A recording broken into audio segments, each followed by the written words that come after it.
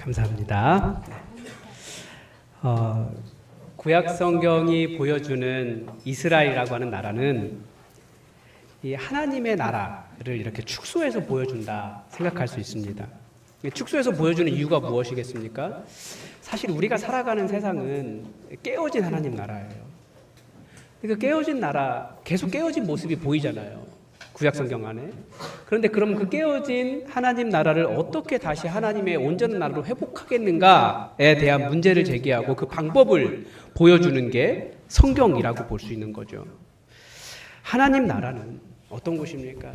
하나님 나라는 하나님의 사랑과 하나님의 용서와 하나님의 돌보심과 하나님의 명령이 성취되는 곳입니다. 그런데 우리가 이 세상을 바라보면 사실은 하나님의 사랑과 그 용서와 돌보심과 하나님의 뜻이 성취되는 세상은 아니에요. 제가 항상 가정과 교회를 이야기하는데 가정과 교회가 그렇게 하나님을 대리해서 하나님의 그 사랑과 용서와 은혜와 돌보심과 하나님의 뜻을 성취하는 곳인데 우리 가정만 봐도 사실 잘 그렇지 않아요. 부모들이 자녀들에게 계속해서 보여주는 것은 하나님을 대리해서 그 사랑과 용납과 돌보심을 보여주는 것이 아니라 계속해서 세상의 기준인 거예요. 이 정도 수준에 혹은 이런 내 말을 듣지 않으면 용납하지 않고 용서하지 않고 뭐 그런 일을 하는 거죠. 그러니까 교회도 그렇고 가정도 그렇게 하나님을 대리해서 그 사랑과 용서와 용납과 돌보심과 하나님의 뜻을 보여주지 못한다면 이 세상 그 어디에서도 하나님 나라는 이루어질 수 없는 거예요.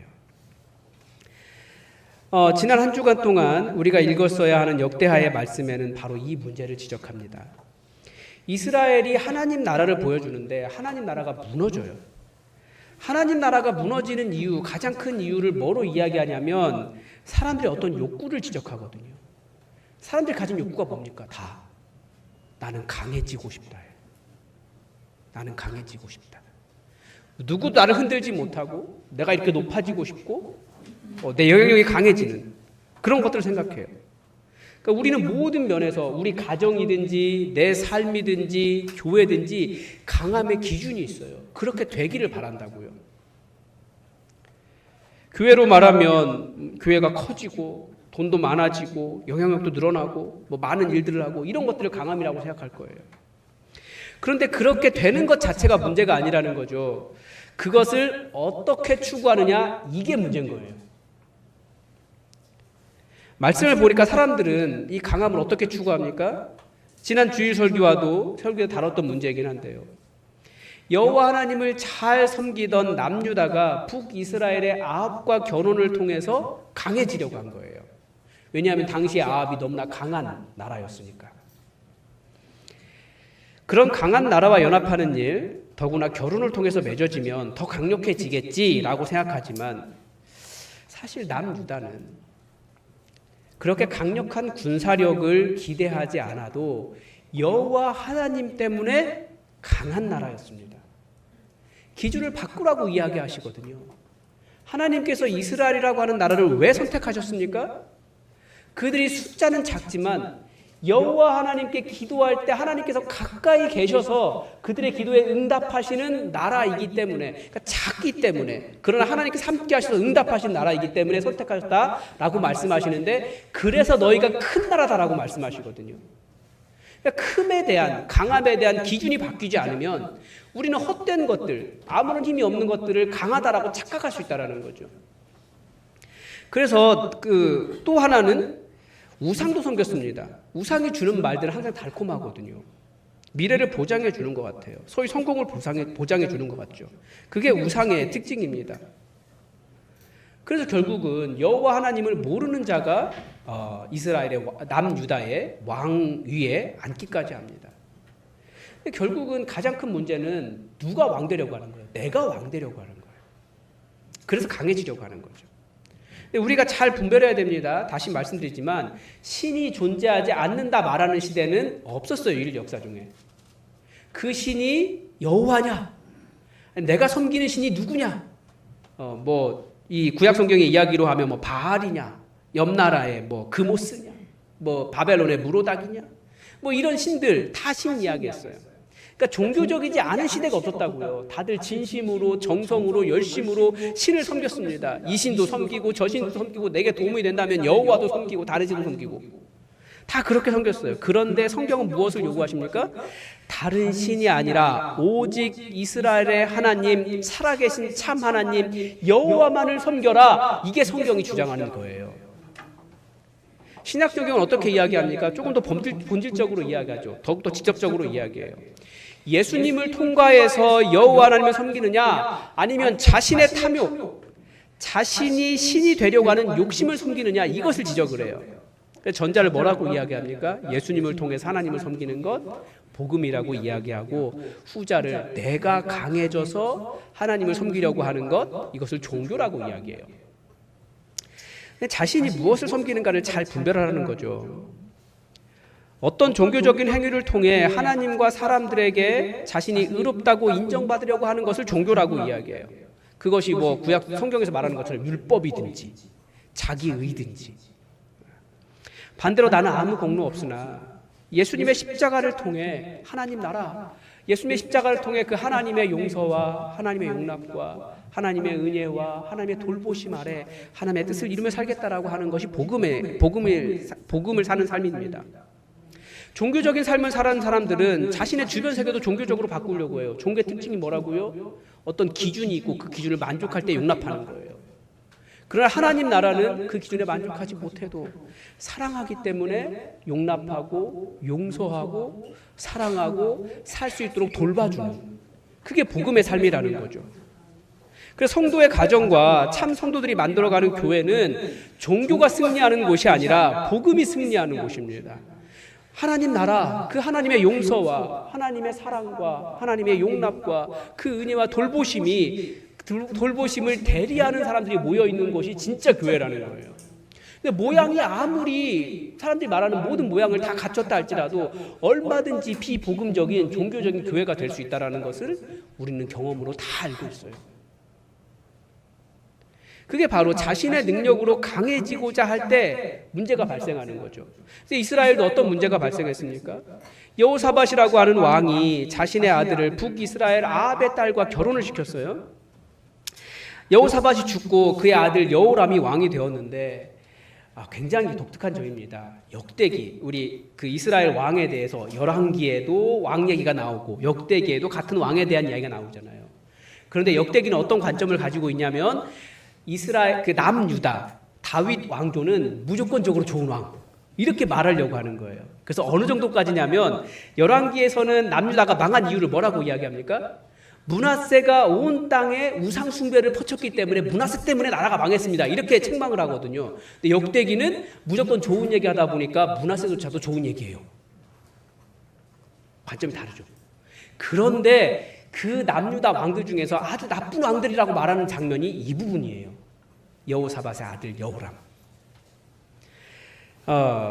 21장 6절에 보면 여호람을 평가할 때 그가 이스라엘 왕들의 길로 행하여 아합의 집과 같이 하였으니 이는 아합의 딸이 그의 아내가 되었습니다.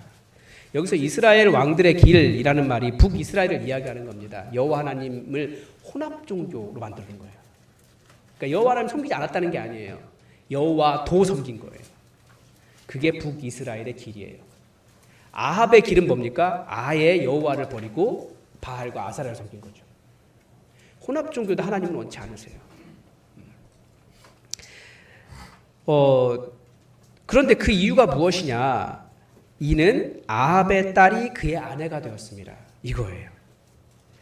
아버지 여호사밧은 악한 자 아합과 손을 잡아서 문제가 생겼고 그의 아들은 어머니가 여호와의 길을 모르는 아합의 딸이었기 때문에 문제가 발생한 것입니다. 그 결과가 어떻게 되었습니까? 얼마든지 그 혼합 종교로 살지 않고 바알을 섬기지 않아도 하나님께서 강하게 해주셔서 남유다에 조공을 바치는 나라가 많았는데 오히려 그렇게 살았는데 조공을 바치던 나라들이 다 떠나버렸어요. 약해진 거죠. 자기들이 가진 재물이 다 사라져버렸습니다. 여호람은 나중에 창자의 병이 들어서 중병이 들어서 창자가 몸 밖으로 빠져나와 죽어버렸습니다. 백성들이 역대 왕들을 다 기렸는데 여호람은 기리지도 않고 왕들의 묘실에도 두지 않았어요. 죽어서도 버림받는 자가 되었어요. 문제는 그의 아들 아하시야 왕도 문제였습니다. 아하시야 왕에 대한 평가도 똑같아요. 아버지처럼. 왜요? 역대하 22장 3절에 보면 아하시야도 아합의 집의 길로 행하였으니 이는 그의 어머니가 꾀어 악을 행하게 하였습니다. 그의 어머니가 꾀어 악을 행하게 하였습니다. 그 악이 무엇이겠어요? 여호와 하나님을 떠나서 바알과 아사라를 섬기게 한 거죠. 근데 이 아달랴가 어떤 짓까지 합니까? 자기 아들 아하시야 왕이 아합의 북이스라엘에 방문했다가 북이스라엘의 반정 문제에 휩싸여서 반란에 휩싸여서 죽임을 당합니다. 그러니까 자기 아들 왕이 죽었잖아요. 그러니까 무슨 짓을 해요? 자기 그 유다 그 다윗 왕의 씨, 그러니까 다윗 왕의 피를 가진 사람을 다 죽여버렸어요. 그리고 자기가 왕이 되어버렸어요. 여호와의 길을 알지 못하고 아합의 길로 행하는 여인 하나로 인해서 남유다는 엄청나게 큰 국가적 위기를 받게 되는 거죠. 다 뭡니까? 내가 왕 되려고 할 때 큰 위기가 발생한다라는 것을 보여줘요. 그래서 남유다는 이제 바알 종교의 국가가 되었고 여호와 신앙은 혼합 종교가 되어서 그냥 많은 종교 중에 하나가 된 거예요. 많은 신들 중에 여호와도. 지금 우리 시대가 그렇죠. 그래도 우리 그 전 국민이 그리스도인 아니었어도 그리스도인 사이에서 얼마 전까지만 해도 우리는 여호와 하나님만을 섬긴다 이게 있었어요. 그런데 이제 시대는 어떻습니까? 여호와도 섬긴다가 됐어요. 굉장히 큰 위기라는 거예요. 결국 하나님을 모르는 사람, 이 단지 하나님을 모른다는 것이 문제가 아니라 여호와의 길을 알지 못하고 아합의 길, 우상과 탐욕과 종교와 세상 풍조를 따라 행하는 사람이 하나님의 집안에 들어왔을 때 하나님 나라가 엄청난 위기를 맞이했다라는 겁니다. 그런데 이런 모든 내용들이 보여주는 것이 뭡니까? 하나님 나라에도 엄청난 위기가 닥칠 수 있다라는 거예요. 그러면 다르게 질문하면 하나님 나라에 위기가 닥치면 하나님 나라가 그냥 무너지는 것입니까? 아니라는 거죠. 무너진 하나님 나라가 다시 세워질 수 있는가? 이 질문을 하는 거예요. 왜냐하면 우리가 살아가는 세상은 계속해서 악한 사탄과 또 세상 풍조와 이런 것들 때문에 우리는 그런 세상 풍조에 흔들려서 계속 무너져요. 삶에 문제가 발생하고요. 관계가 깨어지고요. 눈물을 흘리고 자꾸 이리저리 흔들려요. 그런데 그러면 그렇게 흔들리고 무너진 상태로 살 거냐는 거예요. 아니에요. 다시 하나님 나라가 세워질 수 있느냐? 이 질문을 하고 있는 거예요. 역대기의 답은 그것입니다. 그 답을 어디서 이야기하냐면 성전 신학에서 이야기해요. 성전 봉헌식에서 나타난 솔로몬의 기도를 등에 드러난 성전 신학이 무엇입니까? 비록 우리 실패할 수 있다는 거예요. 어떤 사람은 농사 열심히 지었는데 다른 것들이 와서 외부의 적이 다 빼앗아가거나 아니면 자연재해를 맞아 다 소득이 없거나 아니면 어떤 사람은 멀쩡하게 살아가고 있는데 전쟁, 그 적군이 달려와서 전쟁 앞에 놓여 있는 거예요. 어떤 사람은 심지어 전쟁에서 그 전쟁을 했는데 졌어요. 포로로 끌려갔어요. 아무런 희망이 없는 그런 절망의 상태에 들어갈 수 있다라는 거예요. 그런데도 다시 회복할 수 있는 이유가 무엇입니까? 그 결과가 때로 나도 실수해서 그 실패의 결과를 내가 먹을 수 있지만 그 결과가 너무나 쓰라릴 수 있지만 하늘의 하나님을 구할 때 스스로 자신을 낮추어 하나님의 은혜를 구할 때 하나님께서 회복시켜 주신다. 이것이 답이라는 거죠. 자기 자신을 낮추어 하나님의 은혜를 구하는 것이 어떤 것인지 우리는 그것을 배우라고 역대기는 계속 그 이야기하는 거예요. 정말 겸손하게 자기 스스로를 낮추어 자기의 실패 현장 한가운데 서서 하나님의 도우심을 구하고 다시 하나님께서 회복하실 것을 기대하는 그 내용이 역대기라는 거죠. 근데 오늘 본문이 그것을 이야기해요. 먼저 아달랴가 유다 왕의 씨를 죽였을 때 아하시야의 아들 요아스라고 하는 한 아기를 여호사부아시라고 하는 그 공주가 몰래 숨겨서 아달랴가 죽이지 못하도록 했습니다. 그래서 이 요아스가 하나님의 전에서 6년 동안 숨어 있었습니다. 여호야다라고 하는 제사장을 통해서 다시 왕으로 세워졌습니다. 그러니까 요아스를 살리고 보호하고 다시 왕으로 세우는 일에 결정적인 역할을 했던 두 사람의 이름이 나오죠. 그 이름 자체에 그 답이 있어요. 한 사람은 공주 여호사부앗. 그 이름 안에 이미 여호와라는 이름이 들어있어요. 그 뒤에 나온 제사장은 아예 명확하게 딱 이해하고 있어요. 여호와 다. 네, 답은 그거라는 거예요. 여호와 다. 본문이 보여주는 것은 단지 종교적인 사람이 아니라, 왜냐하면 바알 신앙 가진 사람들도 엄청나게 종교적인 사람들이에요. 혼합 종교 가진 사람들은 종교적인 사람이에요. 그게 아니고 오직 여호와다, 그 삶을 살아가라는 거예요. 종교 안에는 이 순수함을 구별하기가 어려워요. 그 안에 탐욕이 들어있거든요. 자기의 탐욕을 정당화할 때 사람들은 우상도 섬기고 여호와도 섬겨요. 그런데 여호와야다는 어떤 일을 했습니까? 그 탐욕이 없었어요. 어떻게든지 여호와 하나님의 나라가 여호와 하나님을 섬기는 나라로 온전하게 세워지도록 그 일에 자기 자신을 헌신한 사람이었습니다. 그게 달라요. 신앙생활하는 목표가 다른 거죠. 이 신앙을 통해서 하나님 나라를 구현하는 거예요. 그래서 우리가 복음의 길을 걷는 이유도 무엇입니까?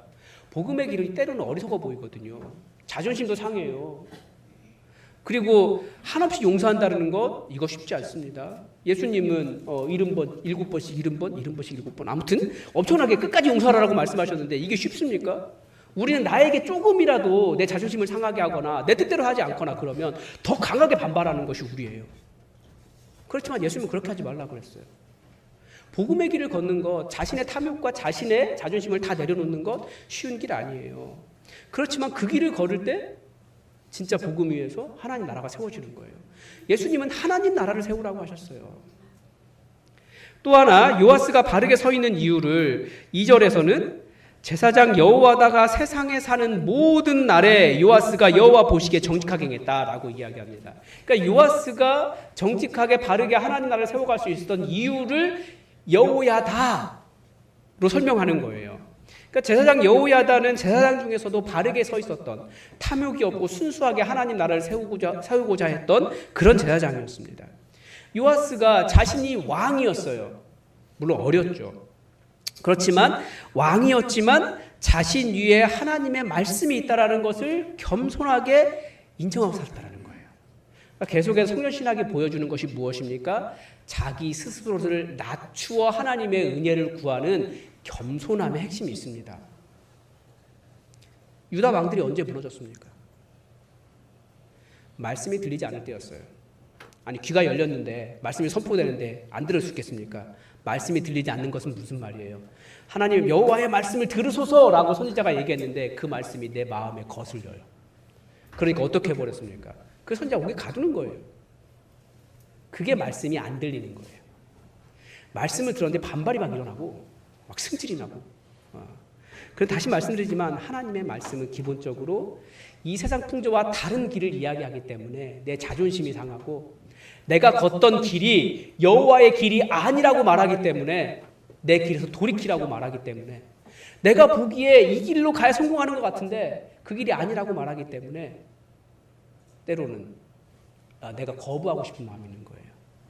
그런데 하나님은 성령님을 통해서 우리 안에 소원을 두고 행하신다고 했습니다. 그래서 내가 하나님이 말씀하세요. 말씀 설교하거나 아니면 성경을 읽거나 아니면 사람들과 성도들과 교제하거나 그럴 때 하나님께서 성령님께서 우리 안에 말씀하세요. 너 그거 내려놔. 그런데 어떻다고요? 그게 반발이 일어나요. 그럼 그게 안 들리는 거예요. 근데 들었어요. 들었으면 어떻게 해야 될까요? 순종하기 위해서 우리는 결단하는 거죠. 내가 그 말씀 순종하지 않아도 내가 걷던 길을 계속 내려놓지 않아도 인생에 아무 문제 발생하지도 않아요. 다른 사람에게 피해가 발생하지도 않아요. 그래도 성령님께서 너 그거 내려놔 라고 하시면 내려놓는 거예요. 그게 순종이라는 거예요. 근데 반발하고 나 그게 걷기 싫다고 내가 뭐 무슨 문제가 있냐고 내가 그거 한다고 해서 다른 사람에게 무슨 해가 되냐고 교회에도 내 삶에도 더 플러스가 된다고 그렇게 말하면서 고집 부리는 것은 하나님의 길을 따라가는 게 아니에요. 스스로 겸손해서 하나님의 말씀을 듣는 게 아니라는 거죠. 그래서 제가 청년들을 보면서 많이 느끼는 건데 청년들이 그 말씀에 정직하게 반응할 줄 알더라고요. 많은 청년들이 갑자기 1년 안에 교회로 막 들어왔어요. 교회 몇 년 동안 안 다니던 친구들이 다 갑자기 들어왔어요. 보니까 성령님께서 그들에게 다 너 이제 교회 가야 되지 않겠니? 라고 했을 때 다들 순종하면서 교회로 온 거예요. 그 교회 안 다녀도 계속 그렇게 살아도 아무 문제 되지 않고 지금까지 교회에 왔던 대로 그냥 올 수 있는데도 그 아이들이 순종한 거예요. 그게 말씀이 들린 거예요. 그러니까 그런 말씀이 들리는 그런 삶을 살 때 회복이 찾아오는 것입니다. 주님이 말씀하시면 내가 살아온 삶과 세상의 기준과 맞지 않아도, 내 가치관과 맞지 않아도 주의 말씀이 그것이라고 말씀하시면 알겠습니다. 주님 말씀에 순종하겠습니다. 그 길을 걷는 사람들이 하나님의 백성이라는 거예요. 그래 때로는 힘이 들어도 순종하며 애쓰시기 바랍니다. 그래서 십자가 지는 것을 이야기하잖아요. 십자가 지는 건 쉬운 게 아닙니다. 자기 생명 놓고 살아가는 거잖아요. 그리고 요아스는 우리가 읽지 않았지만 무너진 성전을 보수했습니다. 아달랴 시대의 성전이 많이 훼손됐고 성물이 전부 다 금으로 되어 있잖아요. 많이 약탈당했어요. 거의 금 있다라고 하니까 성전 가가지고 다 좋은 거 다 빼놓은 거예요. 그래서 성전을 보수해야 했는데 많은 사람들이 성전 재건을 위해서 자발적으로 제물을 바쳤습니다. 마치 모세가 성막을 세울 때 사람들이 자발적으로 제물을 드렸던 것 같습니다. 예수님은 이 일을 뭐라고 말씀하십니까? 먼저 그의 나라와 그의 의를 구하라. 그리하면 이 모든 것을 너희에게 더하시리라. 예수님은 제물이 있는 곳에 자기 마음이 있다고 하셨습니다. 실제 하나님을 사랑한다라고 말하면서 제물을 이렇게 내어놓을 마음이 없다면, 이게 아까운 마음이 든다면 자기의 마음은 어디 있는 거예요? 그 제물에 있는 거예요. 그런데 하나님 나라에 정말 마음이 있어서 내 것을 내놓아서 다른 사람들과 나눌 줄 알고 하나님 나라 세우는 일에 헌신할 수 있다면 그 사람의 마음은 어디 있는 것입니까? 하나님 나라에 있는 거예요. 자기의 재물이 어디에 쓰이는가를 통해서 우리는 내가 하나님 나라를 위해 살아가고 있는 자인가, 나를 위해 살아가고 있는 자인가 분별할 수 있다는 거죠. 예수님은 먼저 그의 나라와 그의 의를 구하라. 그리하면 이 모든 것을 너에게 더하시리라 라고 말씀하셨습니다. 주님의 말씀 믿으십니까? 자신의 집을 세우고자 할 때는 세워지지 않지만 하나님의 일이 우선할 때 하나님께서 그 사람의 집을 세워주신다라고 말씀을 약속하십니다. 우리 안에 항상 하나님의 성전이 성전으로 기능하도록, 하나님의 교회가 교회로 작동하도록 먼저 마음을 쓰고 그 일에 헌신할 때 하나님은 우리 삶에도 복을 주신다라는 거죠. 여러분, 혹시 여러분의 삶이 무너져 있는 것을 느낄 때가 있으십니까? 마치 약탈당한 성전처럼 정말 귀한 중심이 이렇게 빼앗겨서 계속해서 문제가 발생하고 위기가 끊어지지 않고 내 삶이 왜 이러지? 라고 하는 생각이 드실 때가 있습니까? 작년에 40대 자살률이 제일 높았다 그래요. 왜 그런지 다 아시죠? 다들 돈 때문에 그런 문제가 발생한 거예요. 지금 경제 환경이 IMF보다 더 어렵다라고 말씀하시는 분들도 계세요. 제가 존경하는 목사님 IMF 때 계속 그런 설교하셨어요. 제발 죽지 말라고. 근데 그 정도로 사람들은 이제 신이 돈이 되어 있기 때문에 신이 사라졌을 때 인생이 사라지는 거예요. 회복할 수 없다고 생각하고 다 끝났다라고 생각하는 것은 잘못된 생각입니다. 어떤 상황 속에서도 다시 회복할 수 있다라고 말하는 것이 성경의 하나님의 말씀이에요. 심지어 포로로 끌려갔어도, 나라가 망해서 포로로 끌려갔어도 그 땅에서 다시 삶을 시작할 수 있고 하나님의 말씀이 회복되면 회복돼서 돌아올 수 있는 게 하나님의 은혜예요. 그래서 우리는 하나님께서 회복하게 하시는 방법을 찾아가야죠. 끝이 아니에요. 다시 회복된다라는 것은 문제 자체에서 시작하는 것이 아니라 마음의 중심에서부터 시작합니다. 믿음을 세우는 거예요. 그 중심이 바로 하나님의 말씀이고 그 어떤 것보다도 하나님 나라를 먼저 추구하겠다라고 하는 나의 중심이 바뀌는 것입니다. 무게의 추가 바뀌는 거예요. 그럴 때 하나님께서 우리를 회복시켜 주십니다.